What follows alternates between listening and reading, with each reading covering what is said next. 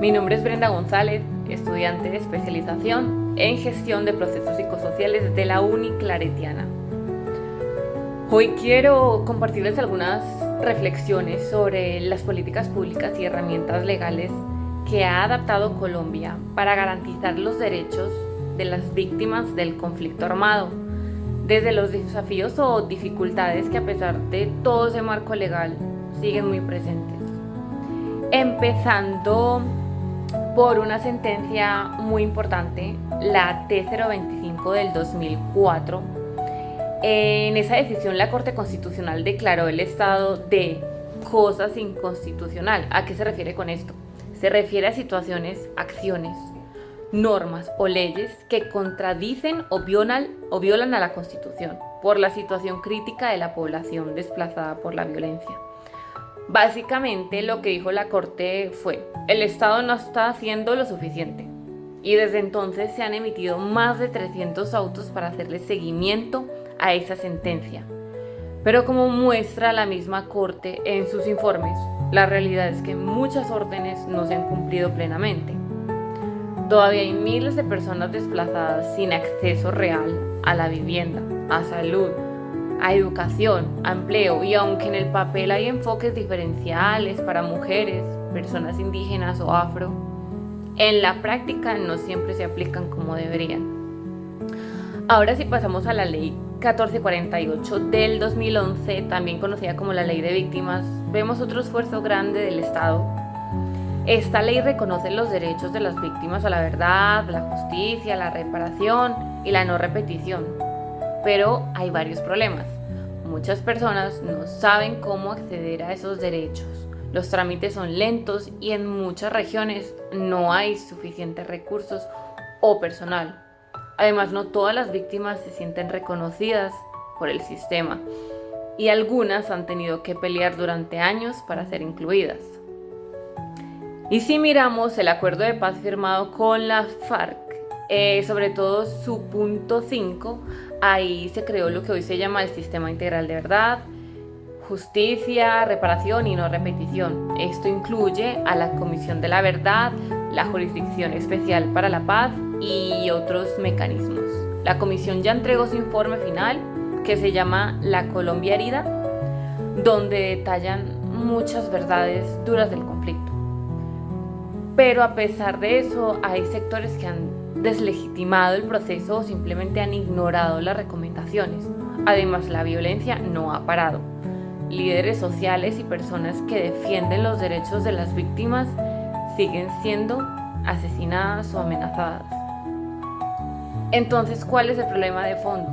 Que aunque hay un marco legal muy completo, con sentencias, leyes y acuerdos, la implementación sigue siendo el gran reto.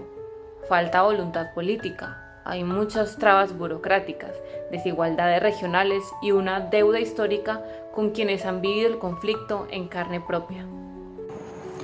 Saluditos, mi nombre es Karen Lizeth Gamboa Jiménez y voy a empezar a hablarles un poco acerca de esos logros que se dieron a partir de la sentencia de tutela T-025 del año 2004, que fue emitida por la Corte Constitucional de nuestro país. Se puede decir que es uno de los fallos más importantes en materia de derechos humanos y desplazamiento forzado interno. Esta sentencia logró que la Corte declarara que la situación de los desplazados era tan grave y estructural que constituía un estado de cosas inconstitucional. La sentencia también exigió a todas las entidades del Estado actuar coordinadamente para garantizar esos derechos de la población desplazada. También permitió que se crearan políticas públicas y planes integrales para la atención, protección y reparación de las víctimas del desplazamiento. Se consolidó con esta sentencia una doctrina constitucional bastante robusta sobre esos derechos de las víctimas del conflicto armado, los cuales contemplan el acceso a la verdad, justicia, reparación integral y garantías de no repetición. Asimismo, se puede decir que la sentencia abrió espacios para que las organizaciones de desplazados y víctimas tuvieran voz en la formulación de políticas públicas. Por último, puede decir que se reforzó esa idea de que las víctimas no son solo beneficiarias, sino sujetos de derechos activos. Continuando con la Ley 1448 de 2011, conocida también como la Ley de Víctimas y Restitución de Tierras, podemos decir que con ella se superó esa visión asistencialista que había y se avanzó hacia un enfoque de derechos. Con ella también se estableció un registro único, oficial y sistematizado de víctimas del conflicto armado, el cual tiene como siglas RUV. Este registro ha permitido que se identifiquen y se caractericen a más de 9 millones de personas, facilitando su acceso a las diferentes medidas de reparación que existen. Se creó también con esta ley el mecanismo de restitución de tierras para personas desplazadas o despojadas por el conflicto armado. Esta ley también promueve esa reparación colectiva a comunidades afectadas, a pueblos indígenas, afrodescendientes y a otros grupos específicos. A partir de esta ley también se crearon espacios como las mesas de participación de víctimas, donde éstas pueden incidir en diferentes políticas públicas a nivel local, regional y nacional. Otro logro importante de esta ley es que incorporó sobre todo un enfoque diferencial que reconoce las afectaciones específicas a poblaciones como mujeres, niños, pueblos étnicos, personas LGBTI, personas con discapacidad, entre otros grupos. Continuando con el punto 5 del Acuerdo de Paz, el cual fue firmado en 2016 entre el gobierno colombiano y la exguerrilla de las FARC, da origen al sistema integral de verdad, justicia, reparación y garantías de no repetición, conocido hoy en día como el Sistema Integral de Paz. Este articuló en nuestro país por primera vez mecanismos como la Comisión para el Esclarecimiento de la Verdad, la Jurisdicción Especial para la Paz, la Unidad de Búsqueda de Personas dadas por desaparecidas. En este caso, ha logrado que la Jurisdicción Especial para la Paz haya abierto macrocasos que investigan violaciones graves como secuestros, falsos positivos, reclutamiento de menores, violencia sexual, desplazamiento, entre otros. Hasta ahora se ha logrado con este acuerdo, que más de 50 excomandantes de la FARC y miembros de la fuerza pública hayan reconocido su responsabilidad y las víctimas también han sido reconocidas como ese eje central del sistema y han participado en audiencias públicas de reconstrucción de la verdad, en la definición de sanciones propias de la Jurisdicción Especial para la Paz. Esto hace que se haya transformado un poco el papel de las víctimas de pasivas a activas en el proceso de justicia.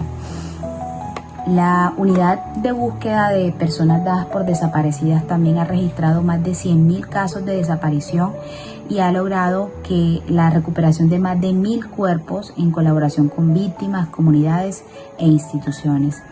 También este acuerdo, este punto, ha hecho que ex miembros de la FARC, fuerzas militares y terceros hayan hecho actos públicos de reconocimiento pidiendo perdón a víctimas de todos estos flagelos ocasionados por ellos. Este sistema también ha emitido recomendaciones estructurales en seguridad, participación, tierras, educación y reformas institucionales para prevenir nuevos ciclos de violencia. Un saludo a todos y todas. Mi nombre es Jorge Luis Escamilla Sierra. Les hablo desde el municipio de Sincelejo, en el departamento de Sucre. Continuando con el tema de los derechos de las víctimas en la legislación colombiana, y una vez precisadas las dificultades y logros que han compartido mis compañeras, quisiera ahondar en algunas precisiones frente a la entrevista que aplicamos a un joven víctima del conflicto armado y del desplazamiento forzado. El joven pertenece a la Fundación Laicos Misioneros Melo Reina, que está ubicada en el municipio de Sincelejo, en uno de los barrios más vulnerables, como lo es el barrio de Invasión El Poblado. Dado el contexto y centrándonos en la entrevista y en la observación que también aplicamos, les contamos que la estructura de la entrevista se dio a partir de definir 4 grandes categorías que fueron derechos humanos, posconflicto, cultura de paz, y Educación para la Paz, las cuales a su vez tenían definidas sus respectivas subcategorías. Dicha entrevista, la cual podríamos clasificar como semiestructurada, estaba compuesta por 20 preguntas con un esquema establecido con preguntas concretas y muy bien definidas.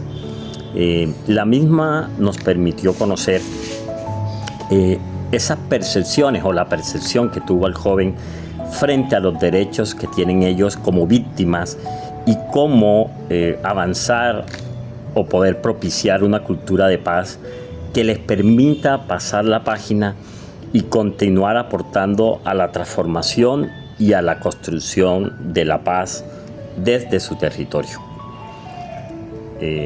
Hilando esta entrevista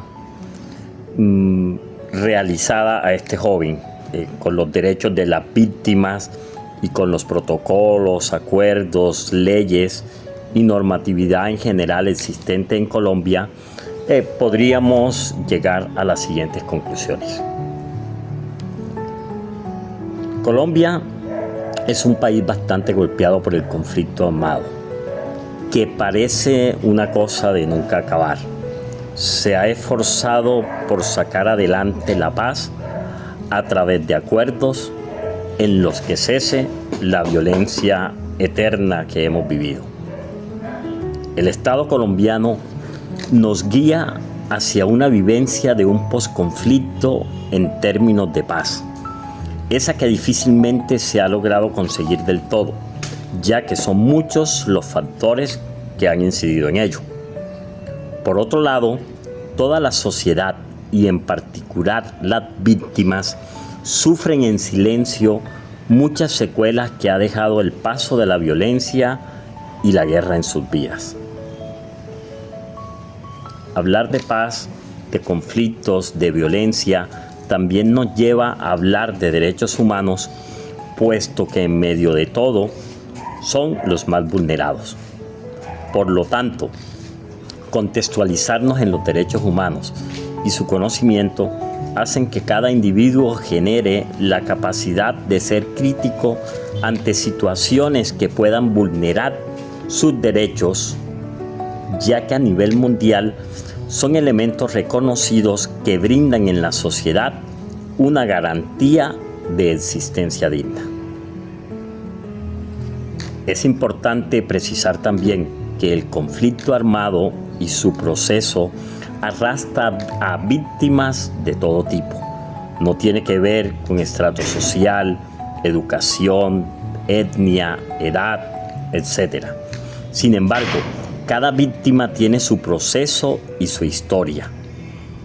Entre ellas, los jóvenes, quienes en su pasado de violencia eran niños y hoy en día son más avanzados en su etapa de vida, es decir, son jóvenes a los que les llamamos el futuro del país. Los jóvenes son entonces la voz de aquellos que quieren paz y de alguna manera también un mundo mejor, un futuro con grandes metas por cumplir, pero todo ello se puede ver opacado por la sombra de su pasado, por lo que hay que generar una cultura de paz desde adentro hacia afuera. Una cultura no solo en los jóvenes, sino en todas las víctimas que ha propiciado la violencia en nuestro país. La cultura de paz requiere de compromiso, de sanar el alma, de sanar, de perdonarse y perdonar a los demás, de trabajar por mejorar las condiciones de vida de los afectados. Todo eso se logra al ser consciente que se deben aportar granos grandes de arena a una sociedad que lo pide a gritos. Para el caso específico, el joven objeto de esta entrevista tiene la noción de la cultura de paz, lo que muestra esperanza en que sí se puede desarrollar una cultura de paz en zonas afectadas por la violencia. Así sea poco a poco, solo que falta más educación, más información, más trabajos e investigaciones que permitan ver el panorama de las herramientas y los recursos humanos con los que en su momento se puede contar, para poder ejecutar proyectos, programas, planes y políticas públicas en pro de incentivar y fortalecer una cultura de paz. Gracias.